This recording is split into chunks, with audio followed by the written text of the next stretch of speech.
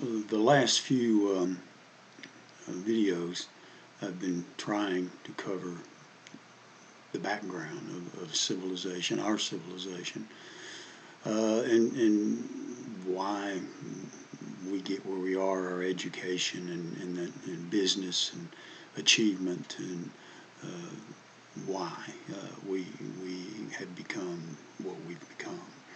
I want to talk a little bit today about discipline, because nothing is possible without discipline. I have a quote, he that can have patience can have what he will, and that means having the discipline to have patience.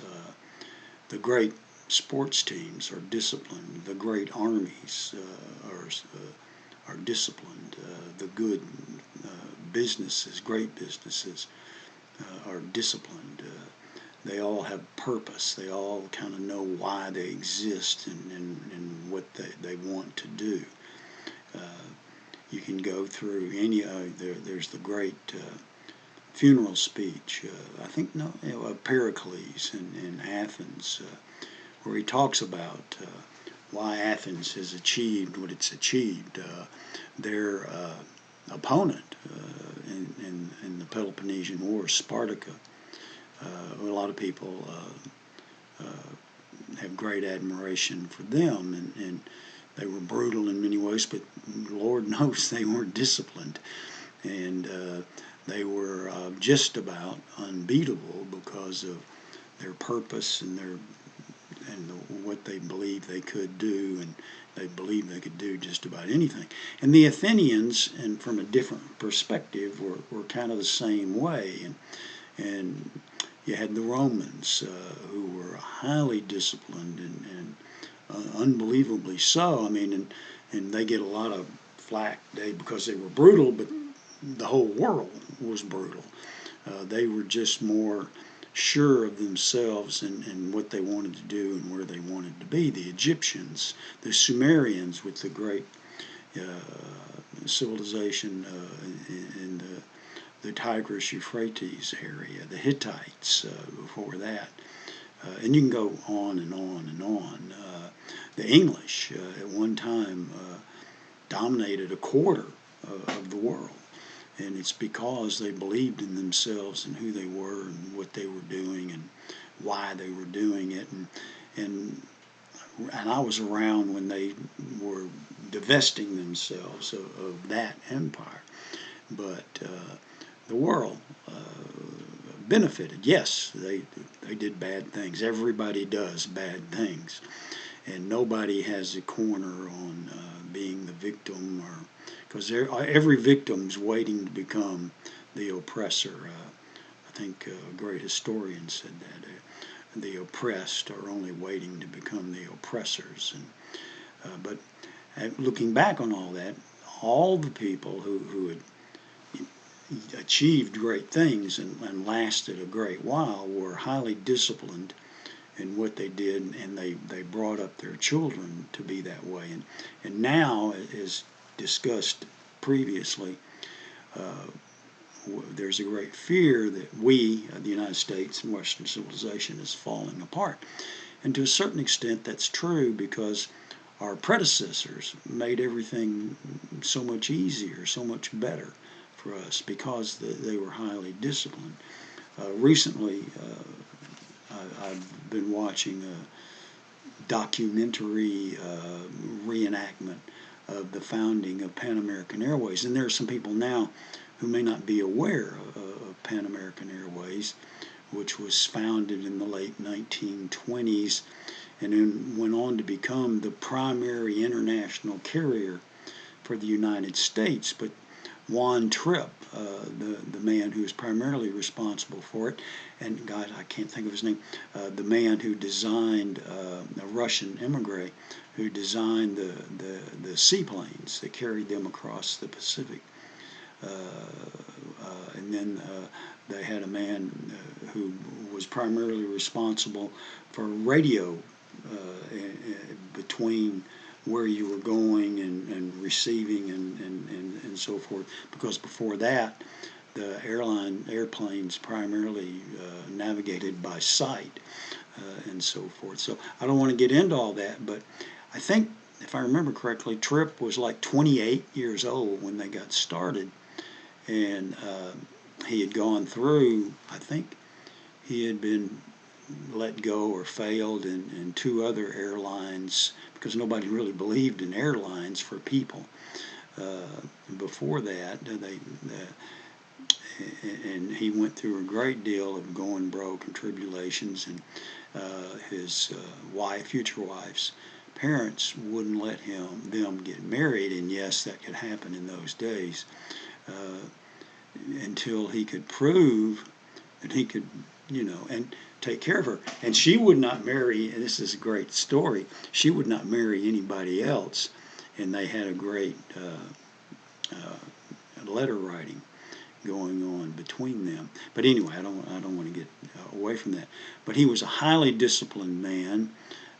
He was a great athlete in college, and those were amateur athletic days, and so forth. And he was a rower and a football player, and so forth. I think he went to Yale, and that was again in the days when those kinds of Yale was.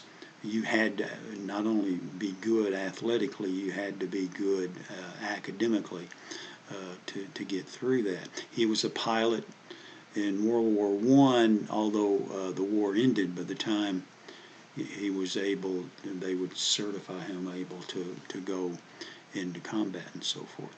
But the other people, and then Charles Lindbergh, the first man to fly across the Atlantic, tremendous story, but he was also part of the Pan Am story. And Lindbergh flew across the Atlantic with a single engine plane by himself in about 33 hours, which the training for that was tremendous, required tremendous discipline. Then if you want to go into, there's the story of Henry Ford, who failed several times before there was a Ford Motor Company.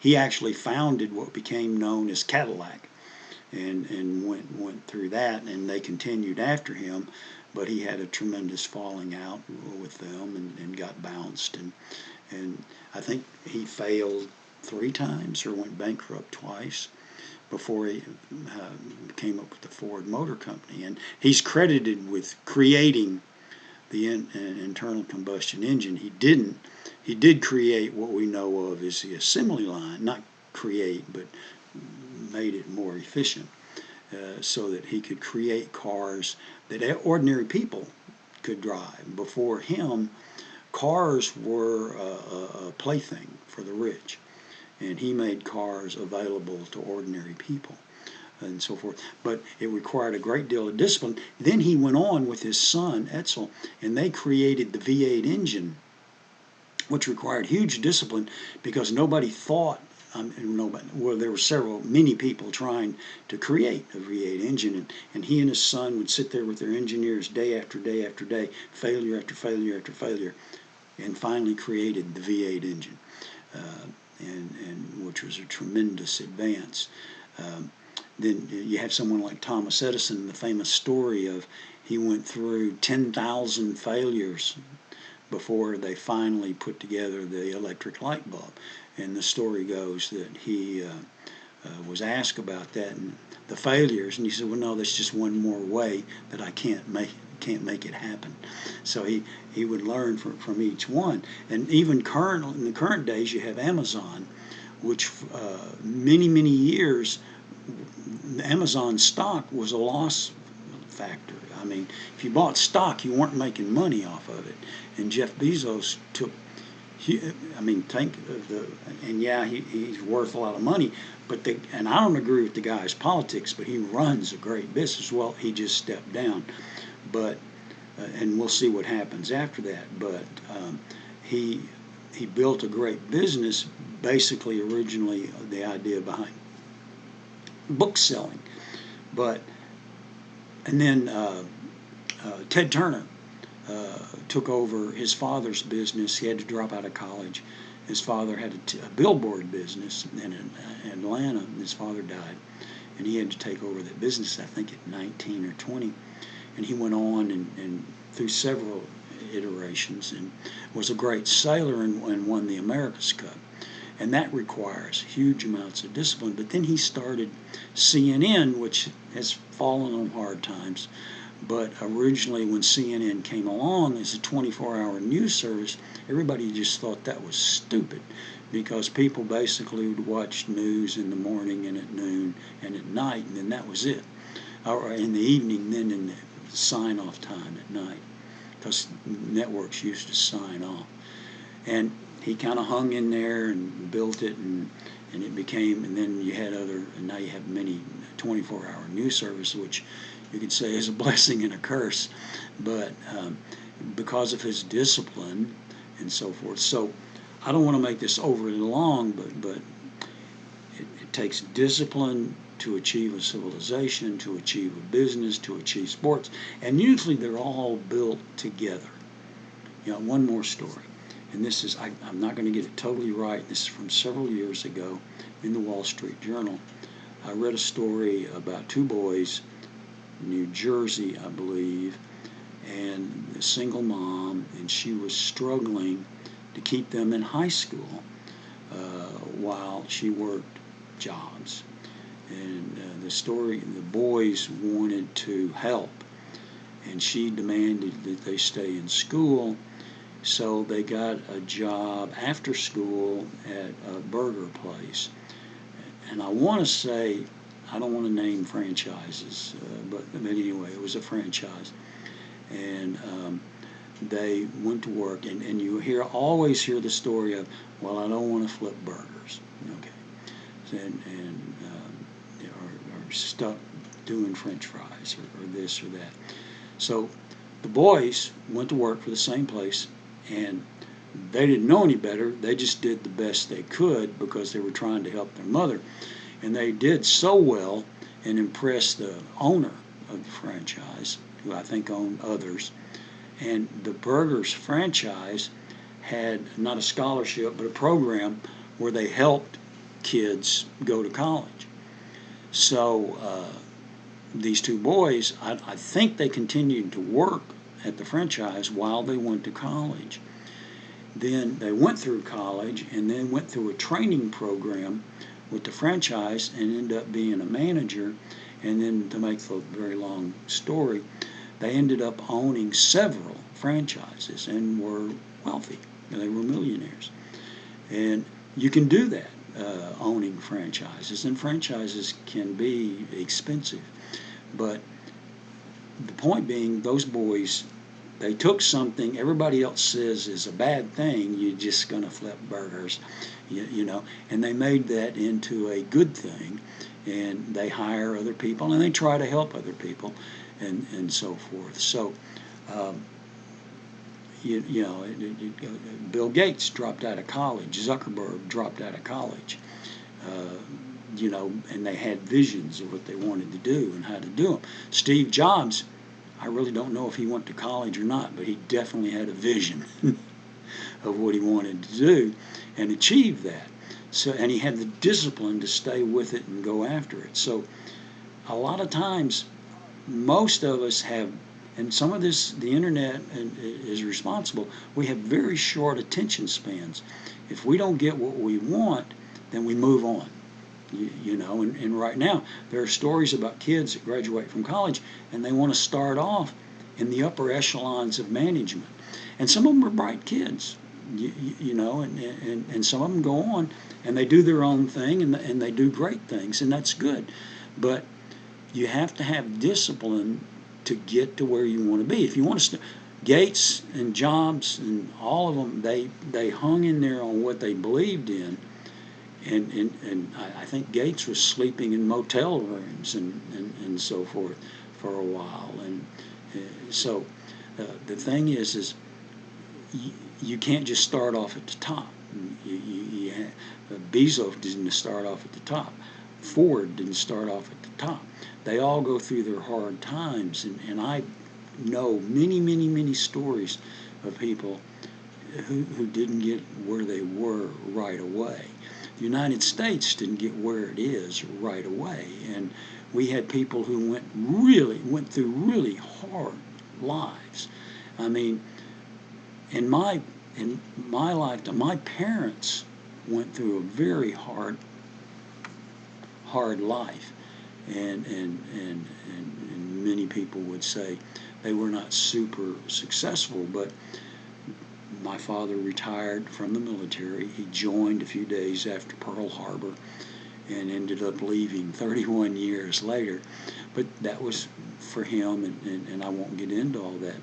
And my mother was basically stay at home. So, but I'm not going to get into all that right now. The thing is discipline is necessary. If you don't have it, you ain't going anywhere. So this idea of hopping around, and if you don't have what you want immediately, then you're going to change. Learn. Every day, learn. And people are going to college without learning.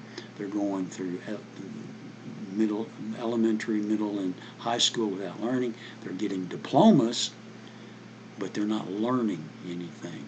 And wisdom is not something that just happens to you. It's through a learning experience. It's through a life experience. And if you don't go through crap, and if you don't learn from the crap, then nothing's going to happen good for you. Sometimes you're lucky, you'll win the lottery or whatever, and I'm happy for you. That's a good thing. But that's not what happens most of the time. Do the best you can with wherever you are, and then just keep plugging along. You have a good day.